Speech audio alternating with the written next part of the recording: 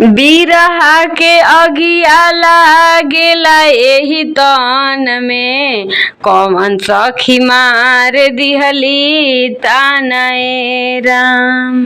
बिरहा के अगिया लागेला एही तन में, कौन सखी मार दिहली तानए राम। कंकड़ चुनी चुनी महल बनवनी, लोग कहे घर मेरा राम।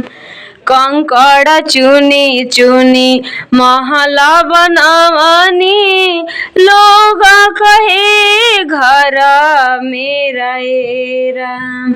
ना घर तेरा ना घर मेरा, पंछी त डालेला बसेरा राम। पंछी त डालेला बसेरा राम। आमा के डाली पर बोलेली कोयलिया, बन बीच बोले बन मोरा राम। नदिया किनारे बोले सहारा सावा, हम त जननी पिया मोरा राम। बिरहा के अगिया लागेला एही तन में, कौन सखी मार दिहली तानए राम। मोरा पीछू अरिया चरेला बन मोरावा, जनी कोई मारे रोड़ाए राम। रोड़ावा के लगले हो मोरा मरी जाई है, टूटी जाई मोरा जोड़ाए राम।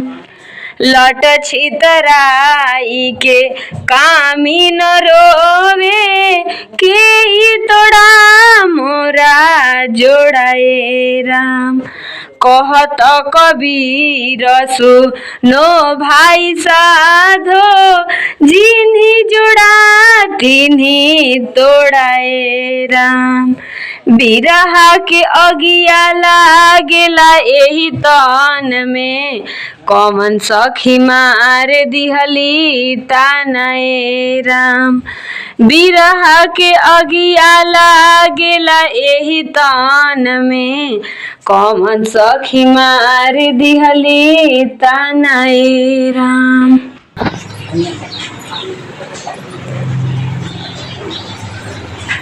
कुर्सियाँ रख जैसे बोल रहे हैं वैसे